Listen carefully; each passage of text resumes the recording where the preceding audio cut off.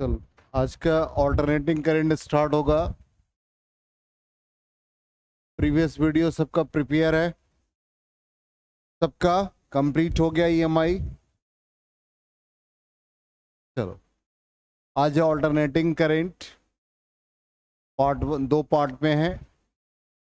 सबसे पहला पार्ट में कि ऑल्टरनेटिंग ईएमएफ या ऑल्टरनेटिंग करंट का मतलब क्या है। कहता है जिसका मैग्नीट्यूड और डायरेक्शन, यहां पर कहता है कि whose magnitude changes with time and direction reverses periodically. Simply एक एग्जांपल लेते हैं।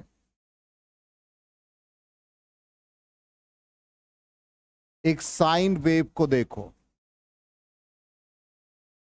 इस वेव को ऐसे रिप्रेजेंट किया है। तो y is a function of x। तो y is equal to sine x का ये वेव पैटर्न है। यहां पर ये 0, यहां पर ये पाई, यहां 2 पाई। इसका मतलब 2 पाई के बाद ये पूरा साइकिल रिपीट हो रहा है। हर 2 पाई के बाद रिपीट हो रहा है। यही रीजन है कि हम लोग 2 पाई प्लस थीटा को थीटा ही लिखते हैं।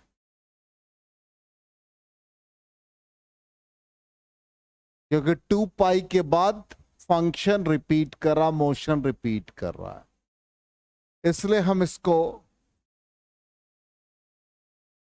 पीरियोडिक फंक्शन भी कहते हैं। तो साइन और कॉस का ये इंपॉर्टेंट कैरेक्टर होता है। ये दोनों पीरियोडिक फंक्शन को रिप्रेजेंट करता है। तो वही कहता है कि ऑल्टरनेटिंग करंट या ईएमएफ का मतलब whose magnitude changes with time and its direction reverses periodically.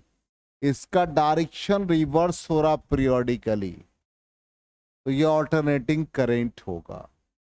अभी तक हम लोग जो पढ़ रहे थे, करंट का मैग्नीट्यूड चेंज हो रहा मान लो, तो वो हम वेरिएबल डायरेक्ट करंट कहते थे। तो ये करंट का मैग्नीट्यूड चेंज हो गया टाइम के साथ, लेकिन ये रिवर्स नहीं होता था। पीरियोडिकली रिवर्स नहीं था, तो वो डायरेक्ट करंट था। और यहां पर क्या हो रहा है, पीरियोडिकली रिवर्स हो रहा है। इसलिए इसमें एक कंप्लीट साइकिल के लिए, इसका टोटल 1 टाइम पीरियड के लिए, 1t के लिए, यदि हम करंट का एवरेज वैल्यू निकालेंगे या मीन वैल्यू निकालेंगे तो 0 आएगा। लेकिन वो डायरेक्ट करंट में ऐसा नहीं होगा। इसी को हम लोग कह रहे हैं ऑल्टरनेटिंग ईएमएफ और ऑल्टरनेटिंग करंट। तो डेफिनेशन भी वही लिखा हुआ है। Alternating EMF is that EMF which continuously changes in magnitude, और changes with time भी कह सकते हैं, and its direction reverses periodically। ये alternating EMF हो गया। उसी तरह से alternating current, ये भी क्या होगा, जिसका मैग्नीट्यूड और चेंज कर रहा है टाइम के साथ और डायरेक्शन रिवर्स हो रहा पीरियोडिकली। क्या कोई डाउट? तो करंट ईएमएफ अब जब पीरियोडिक फंक्शन होगा तो इसको हम लोग साइन के फॉर्म में लिखेंगे, साइन और कॉस के फॉर्म में। ठीक, तो यहां पर जैसे देखिए, theta is equal to omega t, time का फंक्शन। अब यहां पर हम ग्राफ पे एम्पलीट्यूड लेंगे या ईएमएफ और करंट लेंगे। तो यहां पर ईएमएफ और करंट लिया। अब इसका मैग्नीट्यूड, अब देखो ध्यान से, डायरेक्शन रिवर्स होगा। जैसे ये देखिए डायरेक्शन रिवर्स हो गया। तो ये इसका पिक वैल्यू रिप्रेजेंट करेगा। हम लोग लिखते हैं, प्रीवियस क्लास में पढ़ाया था ईएमआई में भी, कि y is equal to sine x है तो amplitude 1, y is equal to 2 sine x है तो एम्पलीट्यूड 2। तो यहां पर EMF is equal to e not sine omega t बन जाएगा। इसलिए हम लोग यहां पर ऑल्टरनेटिंग करंट और ईएमएफ को E is equal to e not sine omega t के फॉर्म में लिखेंगे। यहां पर ऑल्टरनेटिंग ईएमएफ को या करंट को साइन के फॉर्म में लिखेंगे। रिपीट कर रहे हैं, ऑल्टरनेटिंग करंट, ऑल्टरनेटिंग ईएमएफ, या हमारा पूरा ये जो चैप्टर स्टार्ट हुआ ऑल्टरनेटिंग करंट नाम है। ऑल्टरनेटिंग का मतलब ही है कि जिसका मैग्नीट्यूड टाइम के साथ चेंज कर रहा है और उसका डायरेक्शन रिवर्स हो रहा पीरियोडिकली। यहां पर ग्राफ भी रिप्रेजेंट कर रहा है, ये साइन वेव है। अब यहां पर कहता है कि जैसे ये मैग्नीट्यूड टाइम के साथ चेंज किया तो इसका डायरेक्शन रिवर्स हो जा रहा है और ये पीरियोडिकली हो रहा है। इसका एम्पलीट्यूड का मतलब maximum displacement from mean position. तो एम्पलीट्यूड हम लोग ई नॉट से रिप्रेजेंट करते हैं। तो यहां पर E is equal to e not sine omega t बन जाएगा। उसी तरह से करंट का यदि हम लेंगे तो करंट का देखो व्हाइट लाइन है और करंट का एम्पलीट्यूड थोड़ा कम लेंगे क्योंकि I is equal to e by r होता है। तो जो हमारा सर्किट का रेजिस्टेंस है वो डिवाइड हो जाएगा। I is equal to e by r, r divide होगा तो करंट का एम्पलीट्यूड थोड़ा कम देगा। तो यहां पर ये इज के लिए क्या आ गया, E not sine omega T. तो करंट के लिए क्या आएगा, I is equal to I not sine omega T. आ गया समझ में? यहां तक नहीं आया तो बोलो, रिपीट करेंगे। सबको आ गया? सुधांशु क्लियर? सत्यम ठीक। अब यहां पर I और E ये हमारा इंस्टेंटेनियस वैल्यू होगा। करंट एट एनी इंस्टेंट को हम लोग I से रिप्रेजेंट करेंगे, ईएमएफ एट एनी इंस्टेंट को E से रिप्रेजेंट करेंगे। E not I not amplitude होगा और दोनों साइन का पीरियोडिक फंक्शन। चलिए, पिक वैल्यू, मैक्सिमम वैल्यू और एम्पलीट्यूड। ठीक। ओमेगा एंगुलर फ्रीक्वेंसी, टी क्या हो गया, इंस्टेंटेनियस टाइम, और ओमेगा टी प्लस 5, इसका मतलब ओमेगा टी प्लस 5 यही फेज होगा। ठीक। फेज का मतलब पता है, पार्टिकल के पोजीशन को, डायरेक्शन ऑफ मोशन को जो क्वांटिटी बताता हो उसको हम फेज कहते हैं। जैसे मान लो कि एक पार्टिकल कॉस के वेव पैटर्न को फॉलो कर रहा है और उसी इंस्टेंट पे दूसरा पार्टिकल साइन को रिप्रेजेंट कर रहा है। तो साइन और कॉस के बीच फेज डिफरेंस कितना होता है, ऑलवेज 90 डिग्री। तभी ना sine 90 plus minus theta cos बन जाता है। समझ गए? ठीक। तो फेज भी यहां पर इसी तरह से। अब यहां पर ये रिप्रेजेंट किया है कॉस के फॉर्म में। तो कॉस का क्या होगा, एम्पलीट्यूड 1 होगा। तो ये ग्राफिकली 1 से रिप्रेजेंट होगा।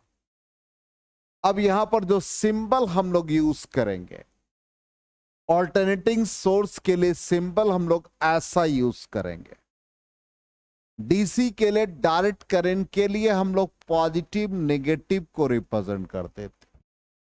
ये डायरेक्ट करंट का सिंबल था और यहां पर ये सिंबल जो बन रहा है ये ऑल्टरनेटिंग सोर्स ऑफ ईएमएफ और करंट, जिसको हम लोग एसी कहेंगे, ऑल्टरनेटिंग करंट।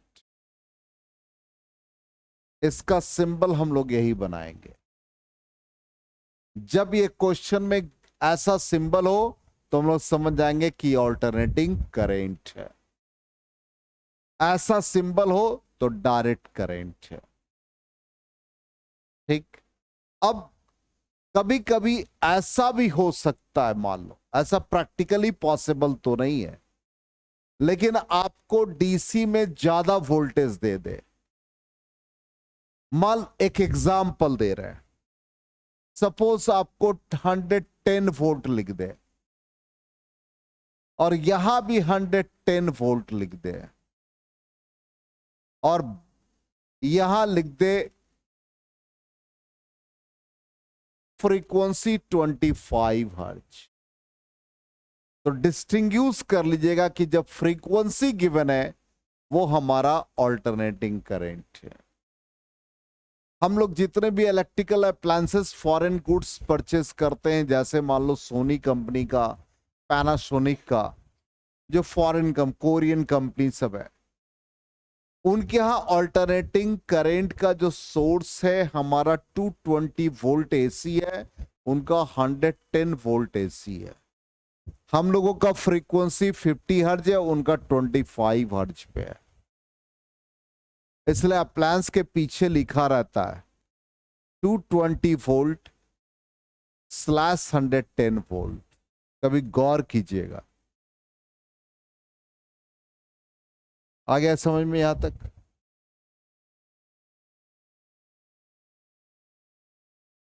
है कम फ्रीक्वेंसी। एवरेज और mean value of alternating current, जो पूरा एक साइकिल है, एवरेज वैल्यू हमेशा निकालने का बेस्ट मेथड होता है। एक मिनट पहले समझे, फिर डेफिनेशन की बात करें। जैसे हमें एवरेज करंट निकालना है, अब याद करो मैथमेटिक्स में हम लोग एवरेज वैल्यू निकालते थे, तो summation F I x I, summation क्या लिखते थे डिनोमिनेटर में? एक्स आई फ्रीक्वेंसी क्लास इंटरवल होता था ना। तो यहां पर एवरेज वैल्यू यही इसको रिप्लेस करता, इंटीग्रेशन। अब करंट है small time period D t by D T. अब जिस पीरियड के लिए आप निकालेंगे इंटीग्रेशन का लिमिट हो जाएगा। तो ये एवरेज वैल्यू ऑफ करंट को रिप्रेजेंट करता है, I D t by D T. मान लो हमको वेलोसिटी का एवरेज वैल्यू निकालना है, तो v d t by integration d t. Acceleration का एवरेज वैल्यू निकालना है, a d t by integration t t. ठीक। अब हम लोगों ने जो ऑल्टरनेटिंग सोर्स के लिए ग्राफिकल रिप्रेजेंटेशन ये देखा। अब कहता है कि एवरेज और mean value of alternating current over half cycle, half cycle ये है, पूरा एक साइकिल टी है, हाफ साइकिल टी बाई 2। कहता is that study current. Study का मतलब doesn't change, which will send the same amount of charge in a circuit. इसमें जितना चार्ज होगा फॉर ए गिवन टाइम, कहता as is sent by the given alternating current in the same circuit in same time. जितना charge का flow आपने half cycle में DC के लिए दिया, उतना ही चार्ज का फ्लो एसी में होगा फॉर द सेम सर्किट। इसलिए एक अप्लायंस को, एक इलेक्ट्रिक बल्ब को हम डीसी सोर्स जो हमारा इन्वर्टर है उससे भी चला लेते हैं, और हम लोग एसी से भी चला लेते हैं। और दोनों के ब्राइटनेस में, यदि इन्वर्टर प्रॉपर साइन वेव है तो दोनों के ब्राइटनेस में कोई डिफरेंस नहीं होगा जब ऑप्टिमम सप्लाई होगा। बैटरी डिस्चार्ज है तब नहीं, जब हमारा बैटरी चार्ज है तब। 220 वोल्ट यदि हम ले ले दोनों का, तो 220 वोल्ट पे सेम चार्ज का फ्लो होगा। इसलिए हम एक एलईडी बल्ब को एसी और डीसी दोनों में सेम वोल्टेज पे ऑपरेट कर सकते हैं। समझ में आ गया? क्लियर है 100%?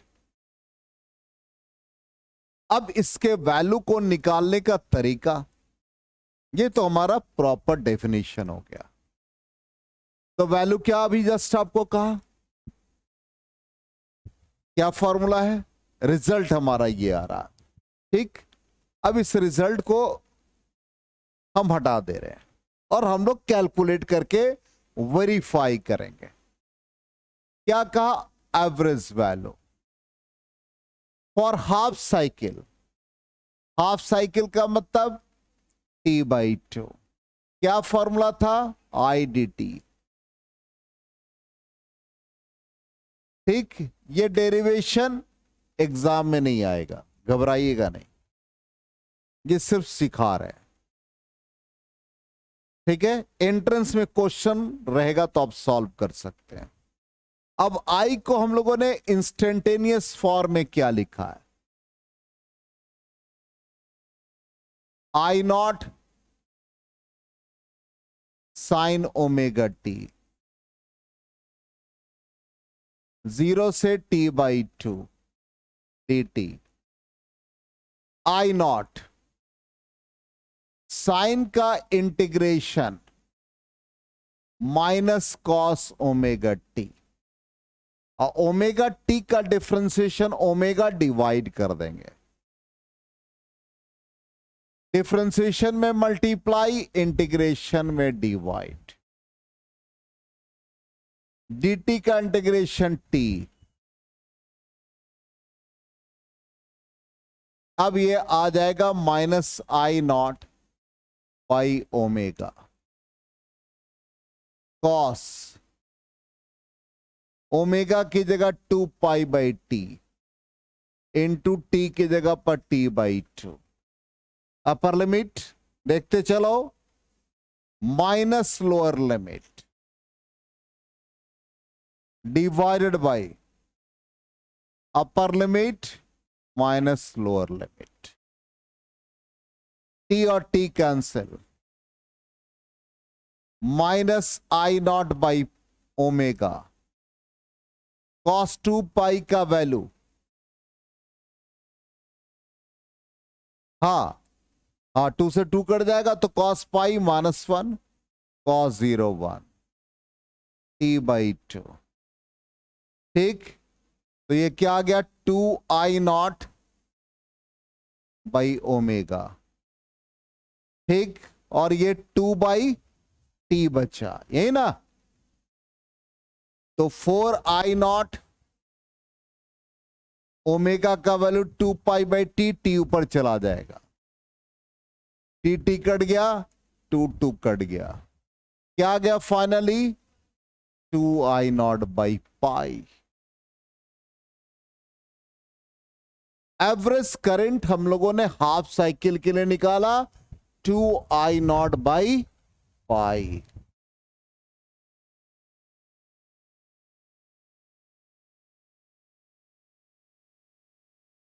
हो गया।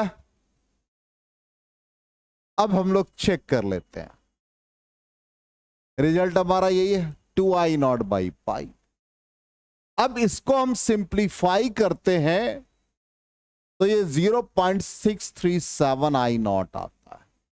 इसका मतलब एवरेज वैल्यू हमारा मैक्सिमम वैल्यू का 63.7% होता है।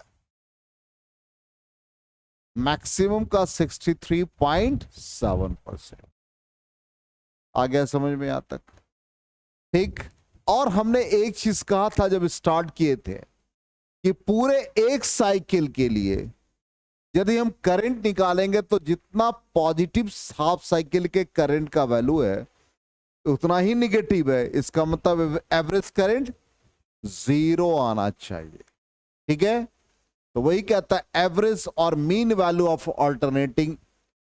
वहां पर करंट निकाला था तो ईएम भी आप ऐसे ही निकाल सकते हैं। क्या फॉर्मूला यूज कर लेंगे? E average E D T 0 to t/2 by dt integration 0 to t/2 same आ जाएगा, सेम वैल्यू।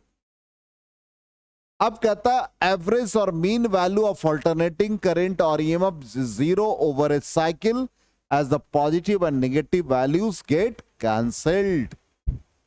तो क्वेश्चन आ सकता है कि show that average value of alternating current over a cycle is 0। Over a cycle 0 का मतलब 0 से t। ये हमको प्रूफ करने के लिए आ सकता है। अब देखिए कैसे बनेगा। बिल्कुल जो हम लोगों ने फॉर्म यूज किया वही फॉर्म है। यहां तक तो ऑलरेडी हम लोग समझ चुके हैं।